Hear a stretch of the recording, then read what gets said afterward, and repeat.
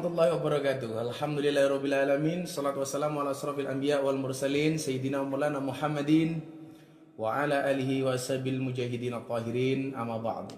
Ala idiniyah wa ala kulli niyatin shalihah. Al-Fatihah. A'udzubillahi minasyaitonir rajim. Bismillahirrahmanirrahim.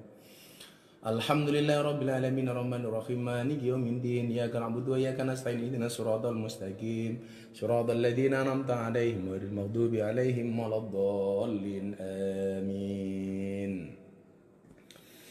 Allahumma shalli ala sayyidina Muhammadin wa ala ali sayyidina Muhammadin bi'adadi kulli da'in wa dawa'in. Allahumma shalli ala sayyidina Muhammadin wa ala ali sayyidina Muhammadin bi'adadi kulli da'in wa dawa'in. Allahumma shalli ala sayyidina Muhammadin wa ala ali sayyidina Muhammadin bi'adadi kulli da'in wa dawa'in.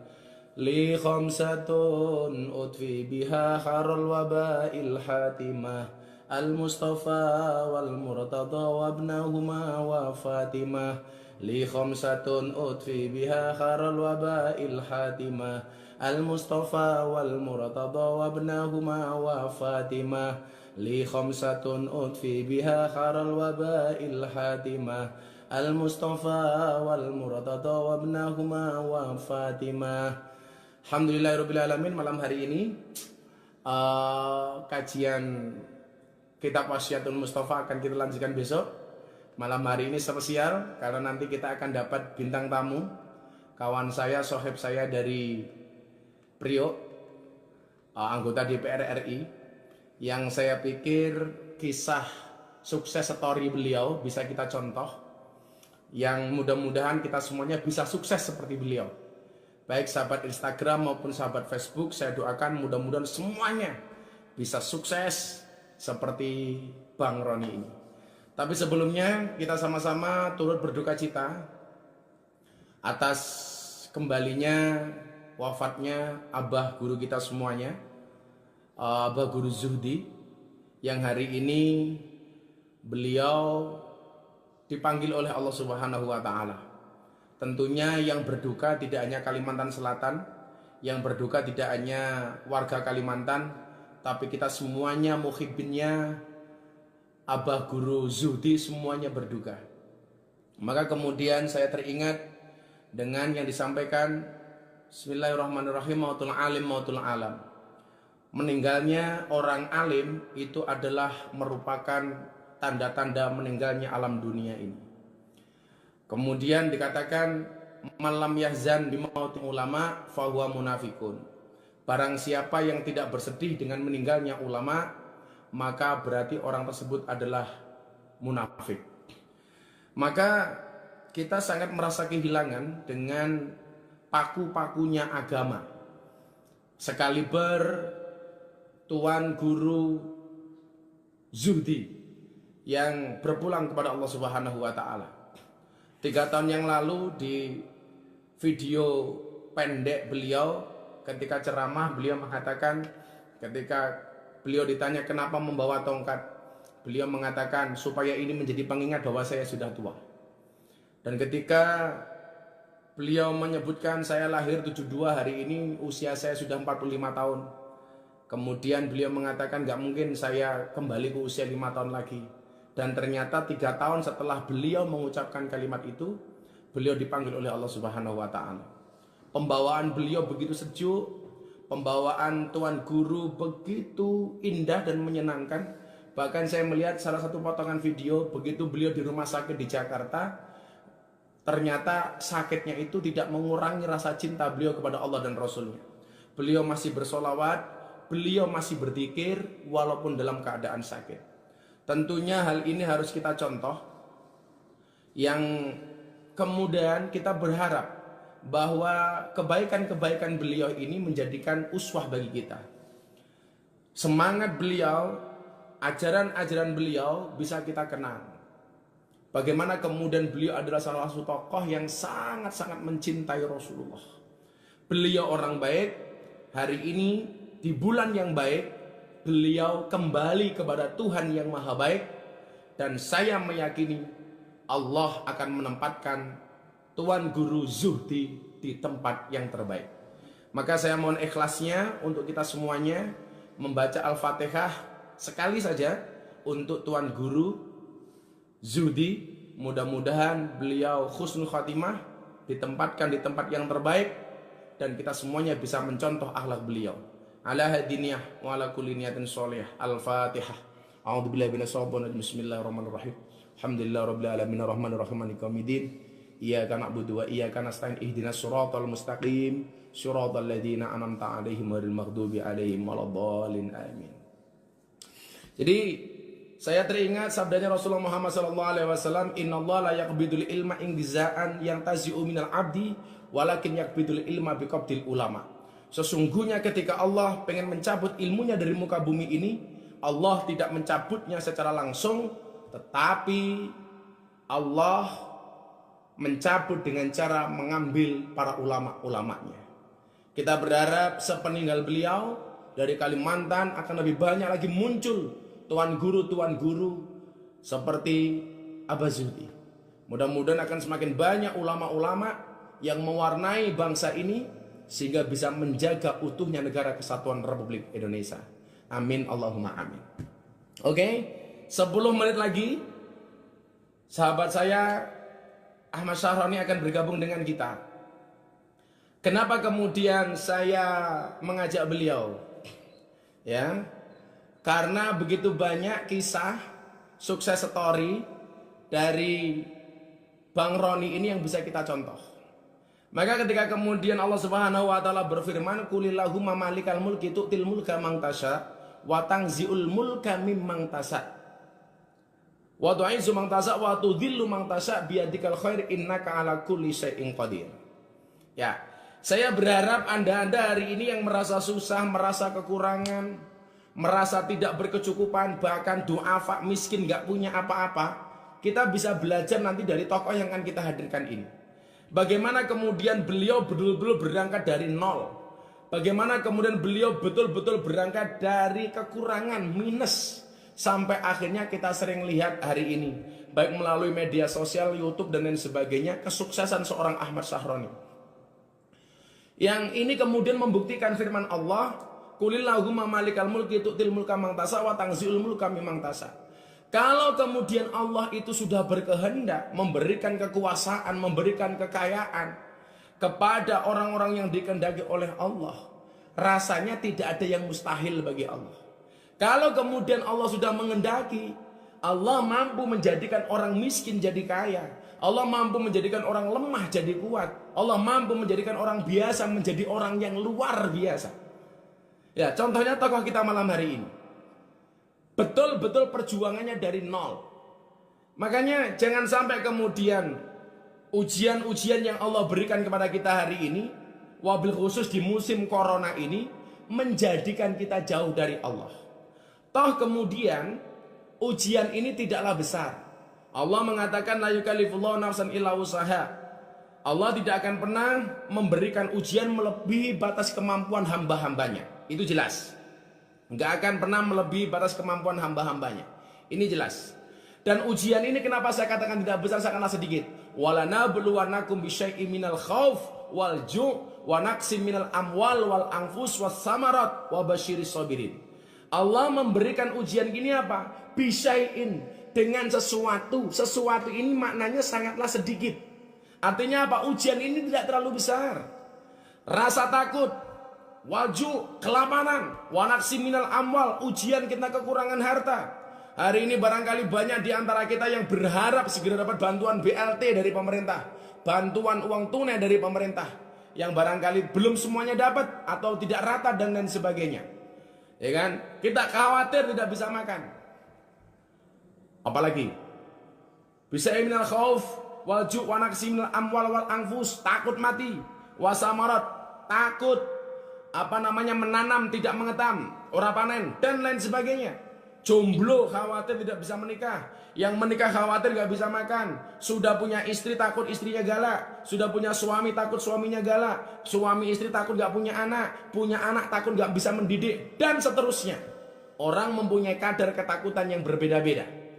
Tapi ingat, wabasyiris sabirin, berikanlah kabar gembira bagi orang-orang yang bersabar. Berikanlah kabar gembira bagi orang-orang yang bersabar. Artinya apa? ketika kemudian Allah memberikan ujian dan masalah kepada kita, Allah tidak memerintahkan kita untuk mencari jalan keluar secara dengan penat, tetapi ketika Allah memberikan ujian dan masalah kepada kita, Allah hanya menginginkan kepada kita, memerintahkan kepada kita untuk sabar dan sholat.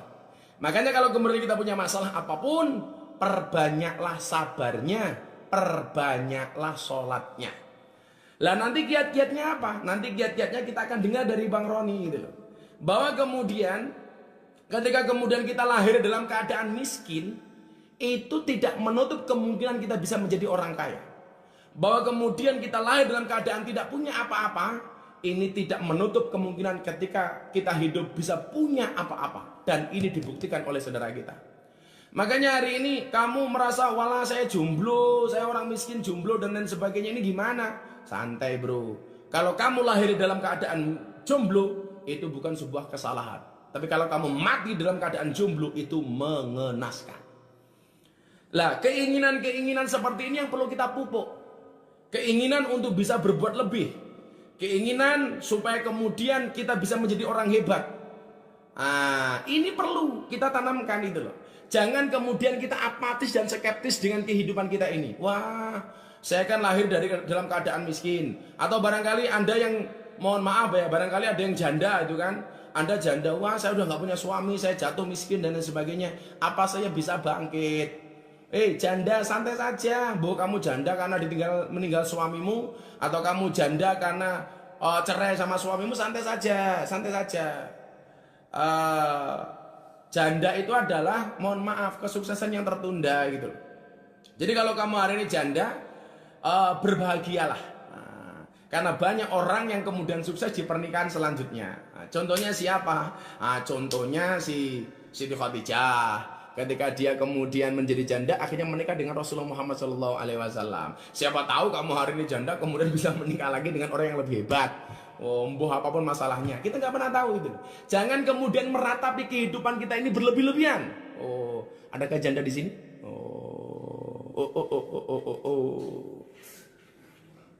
Jangan lupa follow Instagramnya pengajian Gus Miftah. Yo, promosi wewi. Oke, jadi saya kemudian berpikir begini.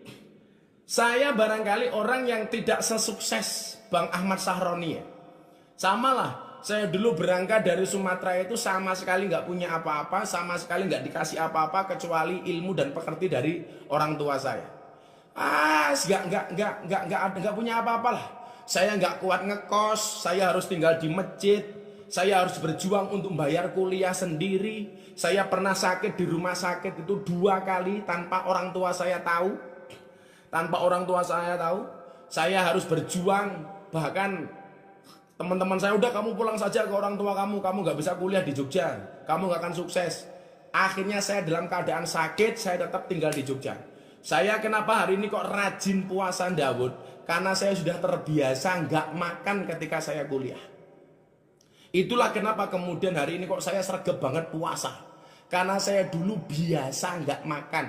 Dan itu bagi saya bukan sebagai sebuah kehinaan, tapi saya niati sebagai bentuk tirakat. Karena saya meyakini tidak akan pernah seseorang itu mendapatkan kemuliaan ketika dia tidak tirakat. Waktu saya berangkat ke Jogja, saya hanya berbekal doa restu dari bapak ibu saya. Saya hanya minta ibu saya supaya setiap kali beliau sholat, saya didoakan. Saya dikirimi Fatihah, saya disolawati. Saya tidak minta yang macam-macam. Saya hanya minta, Pak, Bu, tolong saya didoakan. Tolong saya dikirimi Fatihah. Tolong saya disolawati. Sama sekali saya tidak pernah minta kiriman macam-macam. Jadi kalau waktu saya di Jogja itu saya susah, saya telepon ibu saya, Bu, tolong Fatihahnya untuk saya ditambahi. Ketika kemudian saya susah, saya langsung telepon ibu saya, Bu, tolong solawatnya untuk saya ditambahi. Maka dengan doa orang tua itu, dengan keyakinan saya yang bulat, tekad saya yang kuat, saya harus keluar dari zona kemiskinan ini. Yang dulu setiap hari saya nggak bisa makan. Ketika bulan puasa, saya setiap hari adzan maghrib, tapi belum tentu saya bisa berbuka puasa. Setiap kali sahur saya membangunkan orang sahur, tapi belum tentu saya bisa makan sahur. Tapi ternyata kemudian ketika Allah berkehendak, mengangkat derajat siapapun, itu ternyata Allah sedikit demi sedikit dengan bulat mengangkat derajat saya dikit-dikit. Nah, nanti kalau mau tanya-tanya silakan. Saya mau menghubungi Bang Roni dulu. Mudah-mudahan beliau sudah hadir di sini. Oh, ternyata belum. Belum ada permintaan dari beliau untuk bergabung. Kita tunggu karena saya janjian dengan beliaunya tepat jam 20.50 menit. 50 menit. Berarti kurang 1 menit lagi. Insya Allah Bang Roni akan bergabung dengan kita. Jadi nanti kalau mau tanya-tanya silakan, baik melalui Facebook maupun Instagram, silakan. Tadi Bang Roni insya Allah sudah nunggu, sebentar lagi beliau muncul bareng kita. Ini pendengarannya Bang Roni mulai datang ini. Bang Roni, I love you. Wow. Ada Mas Ervin Ervianto. Wow. Bentar lagi Bang Roni muncul. Mas Ervin ini orang yang mengenalkan saya dengan Bang Roni. Dengan Bang Roni. Kita tunggu beliaunya. Sudah jam 20.49. Satu menit lagi. Mas Ervin tolong kontakkan Bang Roni supaya bisa segera bergabung dengan kita. Gus Pati loh Gus. Yo. Sekali lagi ya saya mohon semuanya teman-teman untuk mendoakan Tuan Guru Zudi. Kita betul-betul sangat kehilangan dengan berpulangnya beliau. Mudah-mudahan akan banyak lagi ulama-ulama yang keren yang akan menggantikan orang-orang seperti Tuan Guru. Orang-orang yang luar biasa bagi saya, ya. Bang Roni, silakan bergabung. Saya sengaja malam hari ini gak ngaji kitab karena hanya pengen ngobrol dengan Bang Roni. Insya Allah besok ngaji kitabnya. Iya, sebentar lagi kita tersambung dengan Bang Roni. Lagi menunggu kehadiran beliau di tengah-tengah kita. Dan terhubung. Assalamualaikum. Assalamualaikum warahmatullahi wabarakatuh, brother. Alhamdulillah. Ini saya sambungkan dengan teman-teman di Facebook ya, brother ya. Beres. Beres. Brother tahu nggak kaos yang saya pakai? Oh.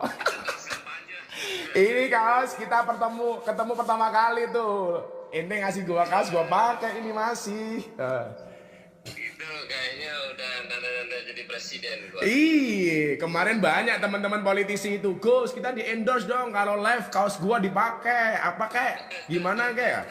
Kan semuanya harus berangkat dari hati. Betul. Bang Roni sehat? Sehat. Nah, gimana puasa hari ini? Alhamdulillah. Oh, berbuka pakai apa, Bang? Biasa bermanis-manisan. Yang jelas berbukalah dengan keluarga, jangan berbuka dengan yang manis, karena yang manis belum tentu mau diajak berkeluarga.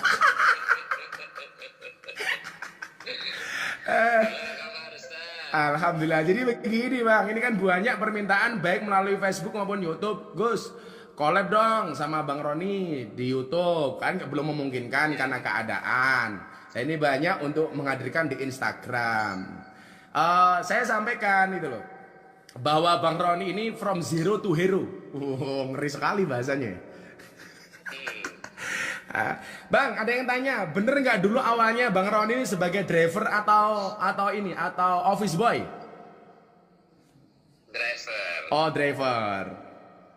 Mas, bisa ceritain Bang? Bisa ceritain Bang? Driver pertama sama bos saya yang kerja dulu di perusahaan minyak. Dulu di perusahaan minyak. Masya Allah. Driver kedua kali sama nganterin anak sekolah. Pernah nganterin antar jemput anak sekolah? Anak sekolah yang kebetulan orang tuanya adalah konglomerat pemain bahan bakar minyak. Oh. Terus? Yang ketiga balik lagi kerja di tempat supir yang pertama. Terus titik baliknya kapan itu Bang? Titik baliknya saya nggak tahu persis, tapi proses perjalanannya adalah di mana saya menjadi supir di situ. Perusahaan yang saya tempatnya di supir, perusahaan itu adalah milik saya sekarang. Masya Allah. Coba ini kawan-kawan ingat-ingat ya, di satu perusahaan yang dulu Bang Roni pernah jadi supir, sekarang perusahaan itu milik Bang Roni. Wah, keren banget kan? Iya. Gile. Itu tahun berapa bang? Itu tahun berapa bang? Tahun 2000, kerjanya 98. Hmm. 98, tapi saya perusahaannya beralih ke saya itu 2003. 98 2003, waktu 6 tahun bro. Iya. Gile. 6 tahun. Iya. Nah untungnya bos saya dulu orangnya doyan mabok. Juragannya. Iya. Terus? Jadi dikala dia mabok, kita yang kerja. Nah, di saat kita yang kerja, jadi berhubungan dengan orang-orang sekitaran tempat saya kerja. Dan akhirnya para mitra senang dengan apa yang saya kerjain. Akhirnya mereka mengisyaratkan, "Hei, Pak Roni, udah perusahaannya ambil alih aja. Pak Roni aja yang jalanin." Nah, jadi dari situlah dorongan-dorongan itu yang tanpa disengaja sebenarnya. Semua berproses secara alam. Secara alam lah akhirnya perusahaan itu milik saya. Masya Allah. Tanpa disengaja. Tanpa disengaja bang ya? Tanpa disengaja. Dulu pernah nggak punya mimpi pengen punya perusahaan besar itu? Mimpi jadi orang kaya iya. Wow. Tapi kalau mimpi jadi orang kaya dari dulu bang ya? Mimpi jadi orang kaya iya, tapi mimpi memiliki perusahaan orang lain enggak. Nggak ada ya? Nggak ada. Karena selama mimpi nggak bayar, Ustaz, ya mimpi aja nggak apa-apa. Selama mimpi nggak bayar, mimpi saja ya? Mimpi aja. Bang, ada nggak cerita-cerita yang paling miris dulu ketika masih jadi orang miskin bang? Ya, tidak pernah dihargai, tidak pernah diorangkan, dan dimusuhin. Dimusuhin ya? Terutama sama keluarga ya, keluarga sendiri yang tidak dianggap dan tidak diorangkan, itu yang paling luar biasa. Tapi saya tidak pernah dendam dengan keluarga yang memang tidak mengorangkan saya. Ada rasa dendam nggak bang? Nggak ada. Ini kunci sukses. Jadi orang sukses itu saya pikir orang yang tidak gampang patah hati bang ya, sakit hati ya. Iya. Percuma dendam juga buat apa? Tidak ada guna. Dendam tidak akan berubah nasib bang ya? Tidak akan berubah nasib dan tidak akan merubah kita. Insya Allah. Kita berubah karena kita. Ya itu tadi, nggak boleh dendam. Walaupun memang kita tersakiti, terfitnah, dan dizolimin, itu ya ikhlas saja. Tapi itu bukan dulu. Sekarang pun demikian. Masih banyak yang ingin menjatuhkan ya? Masih banyak. Tapi lagi-lagi ikhlas saja. Biarkan proses kehidupan yang pada akhirnya itu berjalan dengan alami. Bukan karena sesuatu hal. Kita memang di dunia ini butuh dorongan. Tapi dorongan itu jangan akhirnya mendorong orang untuk mencelakakan orang lain. Nah itu masalah. Jadi dulu pas menikah dengan bini itu dulu sudah sukses apa belum sukses bang? Ini yang jomblo-jomblo dengerin nih, yang jomblo ini. Sama bini ketemu 2007. Oh 2007, jadi perusahaan udah diambil ya? Ya udah, tapi masih dalam proses perjalanan. Dan akhirnya saya menikah 2008. Berprosesnya terus menerus berjalan, dan kan namanya usaha. Masa usaha tidak mau berkembang lebih besar. Jadi ya tadi, kalau dulu gembel mikir jadi orang kaya, sekarang mikir mimpinya itu, mohon maaf, mimpinya saya jadi presiden aja. Oh, ini teman-teman netizen setuju gak kalau Bang Roni jadi presiden? Ini loh, kaosnya sudah saya pakai. Saya udah punya pengalaman 5 kali presiden, walaupun presiden klub mobil maksudnya. Sampai sekarang masih jadi presiden McLaren sama Ferrari? McLaren enggak, sekarang presiden Tesla Club, sama saya punya klub namanya Brotherhood Club Indonesia. Oh, Brotherhood Club Indonesia. Bang, perbedaan yang paling mencolok antara jadi orang miskin dan orang kaya apa bang? Menjadi orang miskin gak enak. Gak enak ya? Nggak enak. Menjadi orang kaya juga nggak enak. Di mana bang nggak enaknya? Menjadi orang kaya nggak enak kalau kita nggak bisa berbagi. Tuh dengerin tuh. Menjadi orang miskin nggak enak karena nggak bisa berbagi. Nah, Jadi sama-sama nggak enak sebenarnya. Satu nggak enak nggak bisa berbagi, satu tidak bisa berbuat kebaikan kepada orang banyak. Jadi jangan punya prinsip miskin dan kaya dua hal yang berbeda, tapi seolah-olah menjadi kaya lebih enak. Jangan salah, menjadi kaya menjadi beban karena harus lebih banyak berbagi. jadi dari sudut pandang aja bang ya. Sudut Dari pandang. sudut pandang aja jangan dianggap miskin kaya sama-sama sebenarnya dalam posisi yang nggak enak. Menjadi orang miskin nggak enak, menjadi orang kaya juga nggak enak. Ya.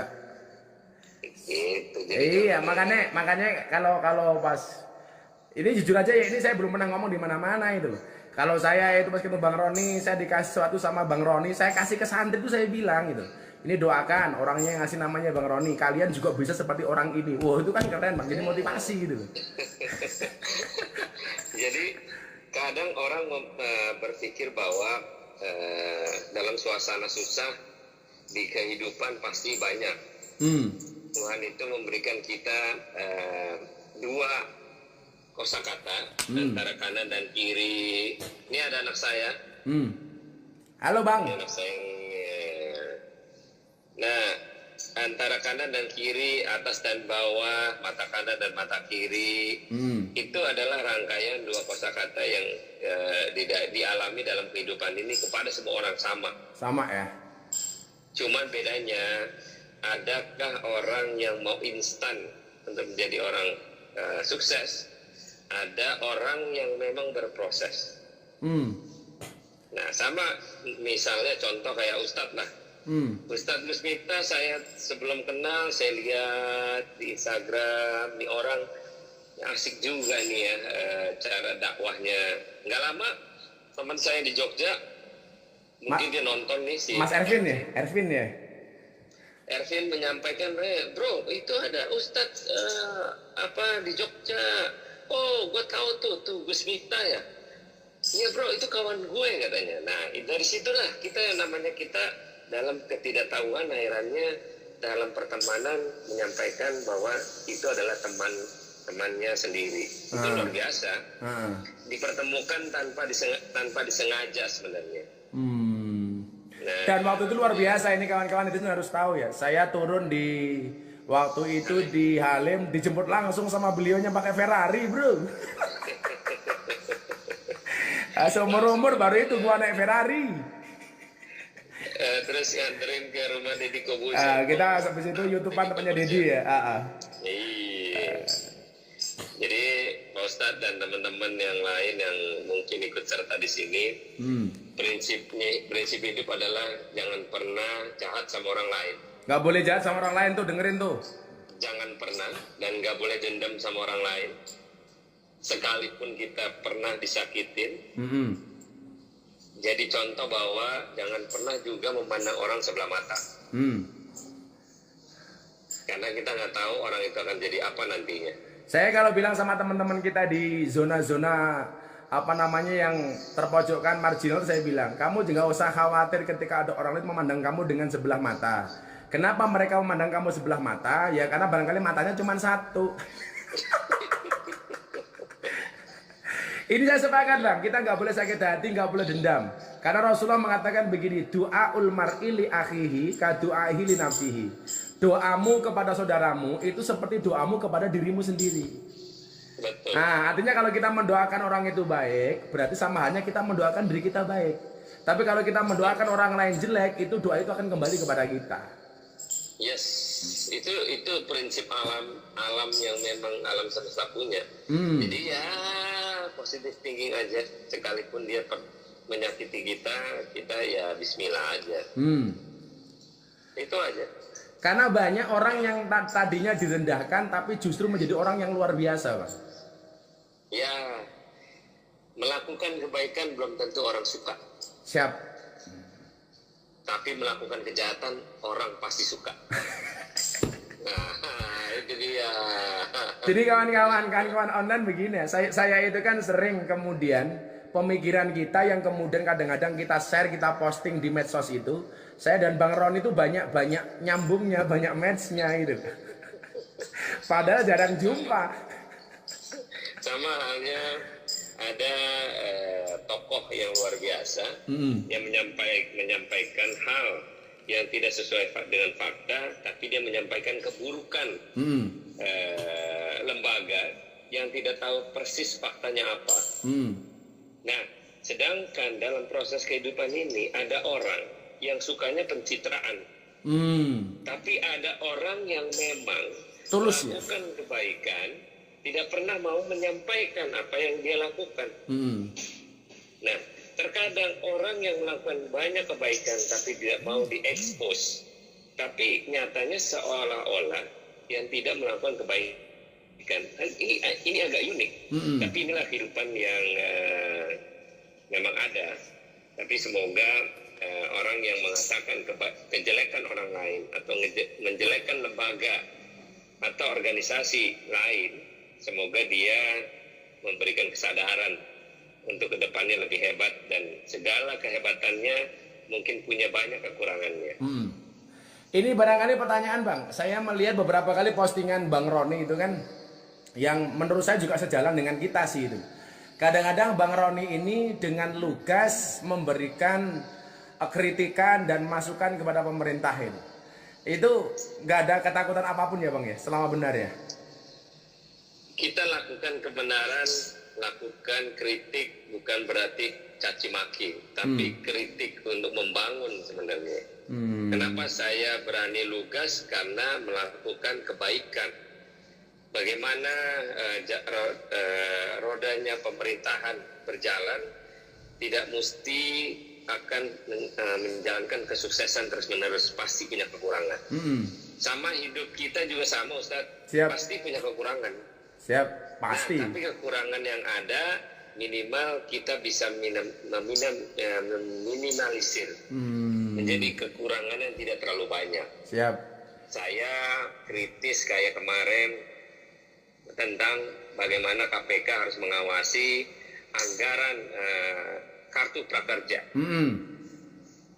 Apakah saya menuduh seseorang atau lembaga? Tidak. Saya cuma minta lembaga Komisi Pemberantasan Korupsi untuk mengawasi dalam kaitannya anggaran prakerja. Karena sangat besar anggarannya Bang ya.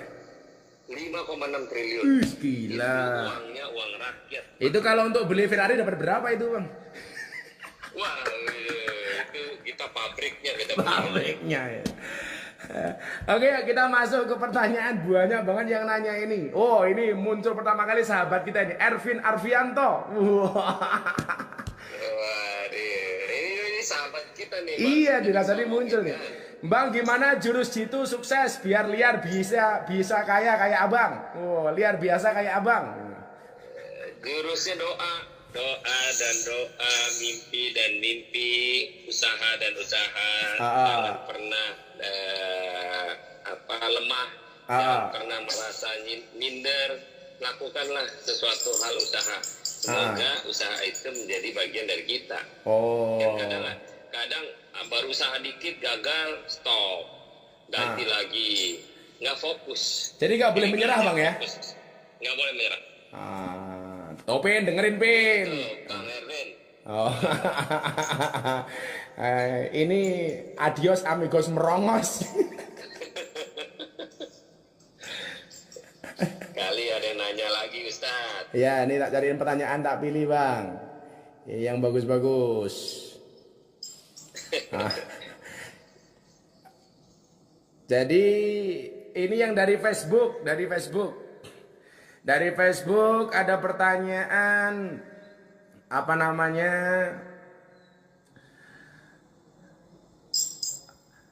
Ada nggak Bang yang nggak enak jadi orang kayanya? Ada, banyak banget. Apa tuh?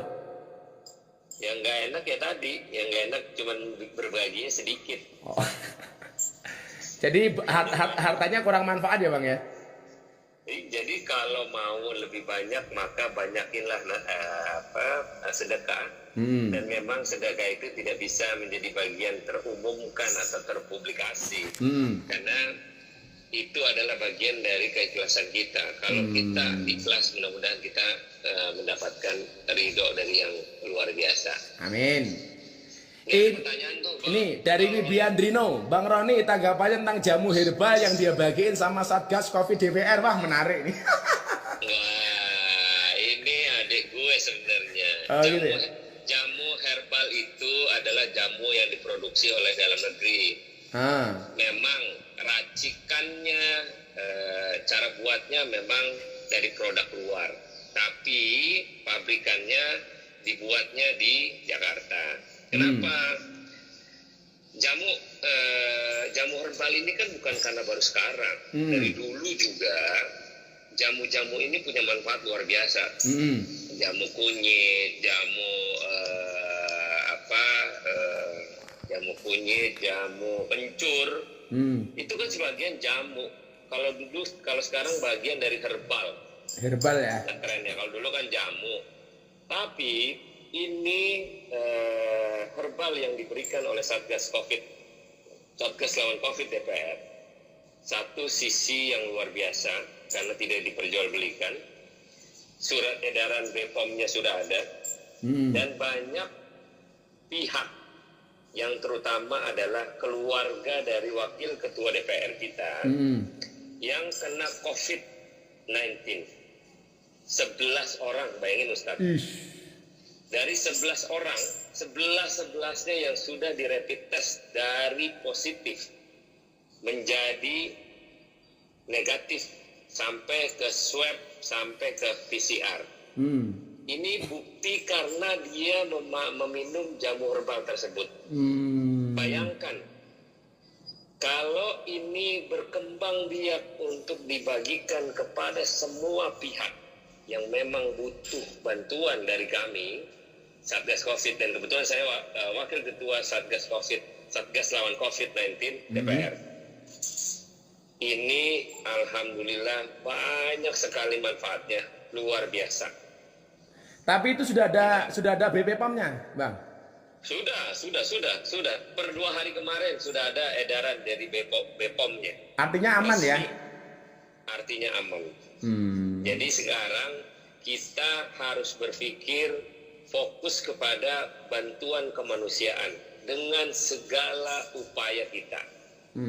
Pemerintah dalam hal ini sudah melakukan yang luar biasa.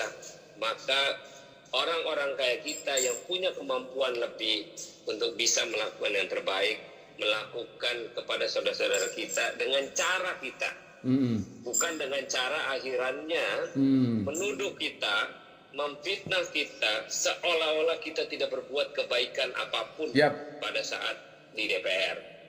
Lagi-lagi ada seseorang yang menyampaikan DPR tidak memikirkan katanya dalam wabah ini. Lah emang DPR mikirin cuma karena corona doang? Kan banyak urusan yang lain yang dilakukan. Apakah negara ini berhenti karena wabah terus berhenti tidak melakukan kegiatan yang lain? Betul. Bukan itu kunciannya. DPR itu adalah fungsi budgeting, fungsi pengawasan, dan fungsi legislasi. Budgeting, controlling, dan legislasi ya? Iya, bukan hanya ngurusin lagi wabah. Wabah adalah urusannya pemerintah pusat. Nah, sekarang tanggal 4 besok, DPR merapatkan atau membahas Perpu tahun 2020. Tentang apa? Tentang kebijakan untuk melaksanakan wabah COVID-19 ini. Lagi-lagi, siapa yang dilibatkan? DPR. Ini masih ada kaitannya dengan Komisi 3 dari Lazuardi Dedi. Apa tanggapan dari Komisi 3 yang masuknya TKI yang dari Cina yang ilegal? Nah, oke. Yang Satgas lawan COVID, Bang Wibi, demikian jawabannya. Siap. Dan begitu Bang Wibi ya. Satgas lawan COVID ini menjadi garda terdepannya untuk kita berantas bersama-sama. Kemarin saya bilang begini Bang, jadi Rasulullah itu kan mengajarkan kepada kita, kalau kita berbuat sodako itu ada 3, yang punya ilmu dengan ilmunya, yang punya harta dengan hartanya, yang punya tenaga dengan tenaganya. Jangan jadi yang keempat, sudah nggak ngasih harta, udah nggak ngasih ilmu, udah nggak ngasih tenaga, cerewet mulu. Iya betul lah. Tadi masalah TKI. Ah, TKI adalah bagian sebenarnya pemerintah punya. Dan kita Komisi 3 juga mempertanyakan tentang TKI-TKI yang masuk ke Indonesia, terutama di Sulawesi Tenggara. Bayangkan Ustadz, kalau yang di dalam negeri di PHK, yang di dalam negeri banyak dirumahkan, tapi ada TKI yang masuk dari China, diterima, dipaksakan untuk masuk diterima. Bagaimana perasaan kita semua? aduh. Jangan hanya akhirannya kita sebagai lembaga DPR selalu disalahkan. Padahal kita yang menentang itu untuk masuk dan menerima mereka. Selayaknya Gubernur Sultra itu sudah menyampaikan dengan tegas untuk menolak TKI tersebut masuk ke Sulawesi Tenggara. Dan lagi-lagi tanggal 11 nanti kami akan rapat dengan Menkumham. Kami akan pertanyakan itu langsung tentang TKI yang masuk dan ingin memaksa masuk Sulawesi Tenggara. Siap. Begitu. Siap. Ini agak dalam nih. Dari Tora 07, Bang Roni, tolong klarifikasi apakah gaji Nasdem dipotong buat COVID biar netizen tahu katanya. Oh iya, gaji Nasdem diberikan untuk bantuan COVID yang memang kita salurkan langsung ke media group, donasi media group. Ini bulan kedua yang kita donasikan dari 59 anggota DPR. Jadi yang bulan lalu kita berikan 500 juta gaji anggota DPR. Yang kedua bulan Mei ini dalam pengumpulan dan kita akan bagikan lagi dengan yang sama sesuai janji kita. Siap. Dan saya secara pribadi kalau ngomong gaji, lebih dari gaji berkali-kali lipat saya sudah berikan, dan alhamdulillah saya sama istri saya melakukan ini dengan keikhlasan, bukan tanpa tuntutan atau pencitraan. Tidak ada motif politik apapun. Tidak lagi kampanye, tidak lagi ada pilkada. Saya melakukan ini dengan kebaikan, dengan keikhlasan yang kami miliki selama saya punya. Tidaklah semua orang suka apa yang saya berikan, tapi minimal apa yang saya ikhlaskan, semua orang, semua rakyat sekeliling kanan kiri depan belakang atas bawah saya bisa menikmati apa yang saya pikir kalau soal pemberian itu saya udah kasat mata lah lihat bagaimana kemudian Bang Roni dirasakan keberadaannya oleh masyarakat ketika kita pengajian di Priok itu kan Bang. Wah, kalau ada yang seudon tuh ya mainnya kurang jauh lah. Ini dari Resti Rianti, Bang, kenapa banyak banget yang mengeluh tentang bantuan dari pemerintah yang disalahgunakan sama pihak-pihak di daerah? Jadi gini, bantuan pemerintah pada prinsipnya pemerintah sudah memberikan langsung perintah kepada kepala daerah. Dari pemerintah kepada kepala daerah, terkadang ada oknum yang memang melakukan hal demikian untuk tidak membagikan secara baik. Jadi ada oknum. Oknum ini yang melakukan agar citranya kepala daerah atau citranya pemerintah jadi rusak. Kadang udah dibagi, dia buat lagi berita hoax tentang bahwa pembagian itu hanya dari 600.000 hanya 150.000 pembagiannya. Nah, orang Indonesia ini begitu gitu. Dikala ada pembagian yang memang menjadi tanggung jawab pemerintah, tapi hasilnya disalahartikan seolah-olah ini dipotong-potong oleh pemerintah. Padahal enggak.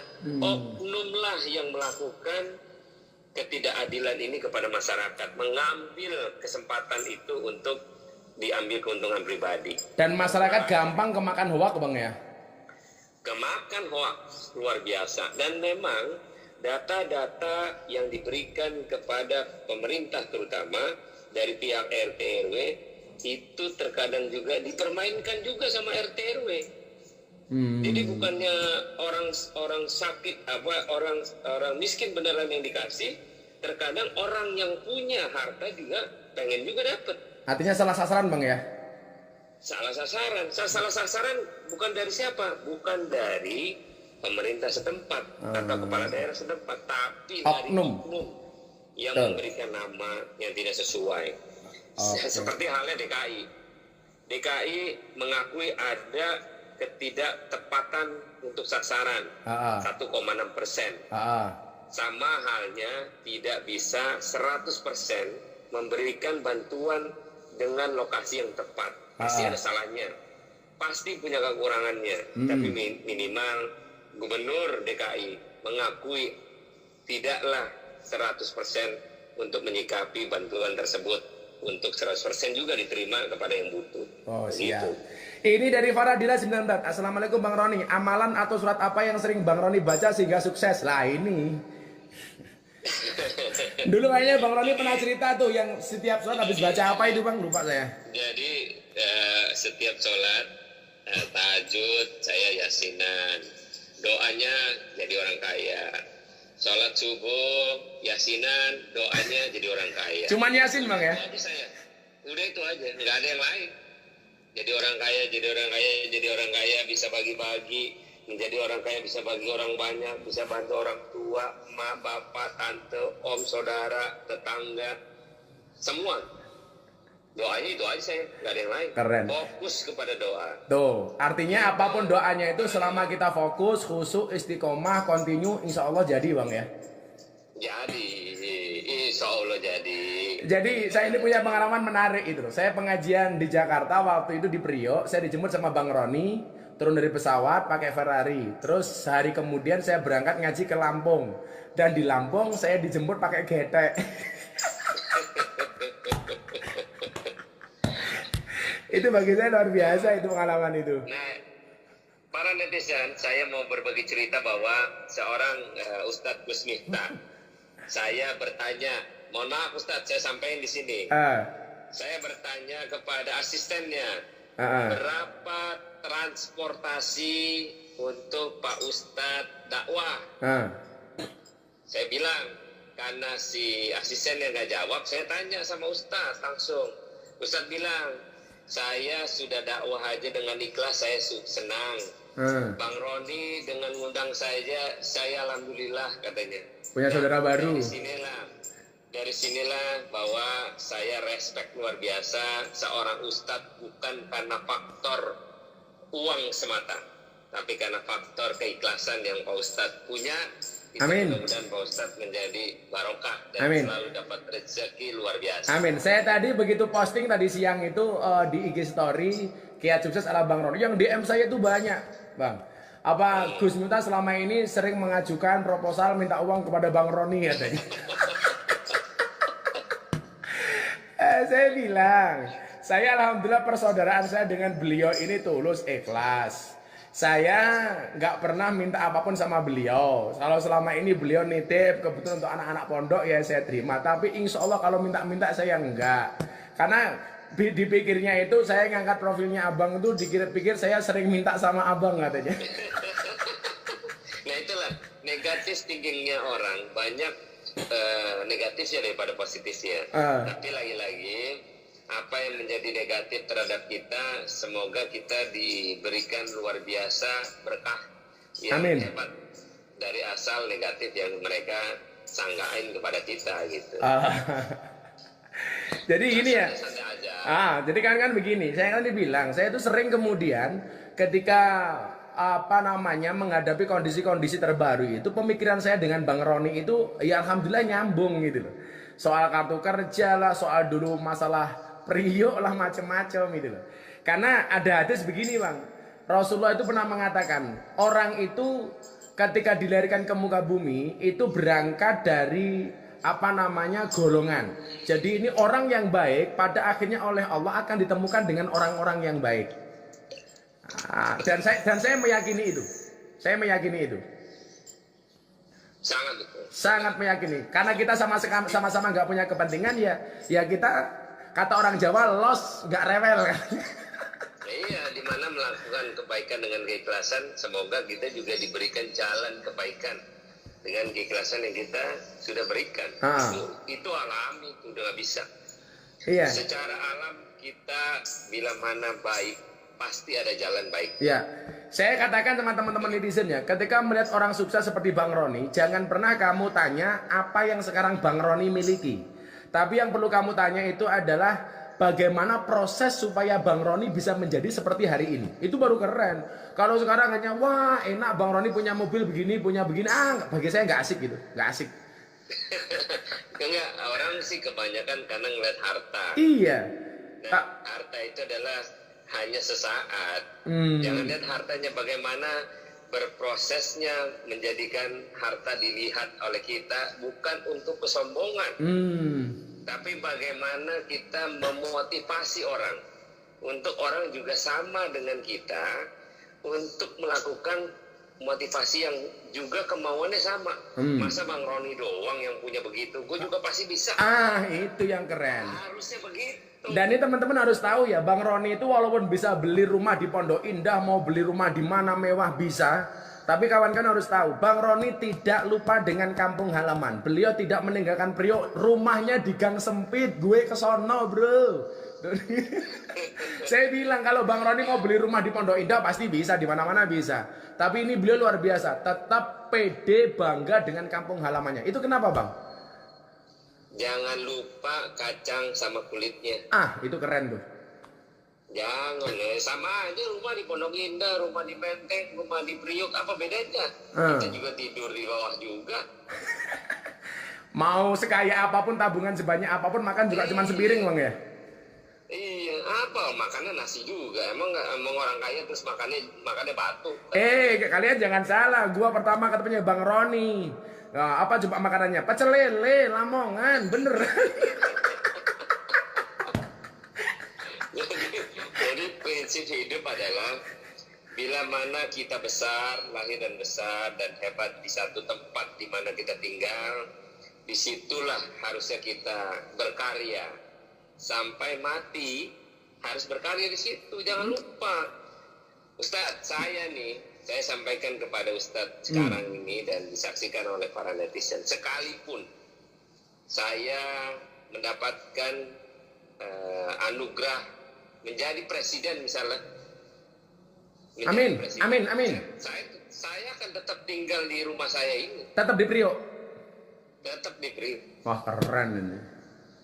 Saya akan bisa jadikan istana Priuk misalnya.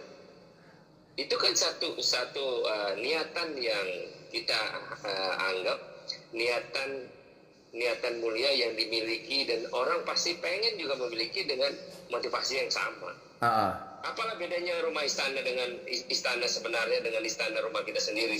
Lebih indah dari istana negara adalah rumah kita. Makanya kan dulu teman saya begini, itu Gus, Bang Ron itu mobilnya banyak, nggak mungkin cuma tinggalnya di Priok. Saya sudah datang ke tempatnya beliau, bahkan mobil kita masuk saja kalau kita nggak hati-hati nabrak di jalannya, itu sempit. Iya benar. Jadi orang kebanyakan berprinsipnya, wah itu bohong kali, hoax saja. Apalah gunanya pencitraan? Ini tidak boleh berlebihan pencitraan.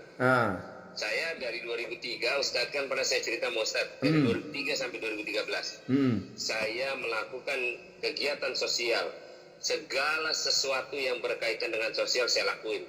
Tapi saya tidak pernah memunculkan muka saya. Masya Allah. Saya selalu memunculkan namanya saja untuk didoakan yang terbaik, sehat, sukses, untuk bisa lebih banyak berbagi. Tapi 2013 saya mencalonkan diri maju sebagai caleg dari partai saya. Disitulah saya memunculkan fisik. Disitulah orang baru tahu seorang Ahmad Saroni adalah masih ABG. Dulu orang taunya cuma ASC ya, belum orangnya ya. Dulu nggak tahu juga. ASC adalah bagian dari awal 2013 saya buat. Ini kan yang saya pakai ASC. Satu lagi kan, ini kan Instagram cuma 1 jam. Satu lagi barangkali. Kenapa Bang Ron itu paling suka ngetik dan membuat status morning? Ya, karena bahasa itu menjadi bagian trademarknya gue, Ustaz. Morning. Karena di bulan puasa ini aja tidak ada morning karena pasti kita sahur. Iya kan, biasanya setiap bikin status setiap hari pasti morning. Sampai gua hafalin ya. Itu trademarknya ASC itu aja. Sama kayak Ustadz punya trademark pakai kacamata hitam. Ah iya, makanya besok kalau ke Priok harus dikasih kacamata ini. Oke Bang, terima kasih Bang Roni malam ini berbagi share-nya. Terima kasih. Terima kasih. Selalu sehat, salam untuk keluarga Bang ya. Salam juga untuk keluarga, Ustadz. Makasih Bang ya. Yo, assalamualaikum.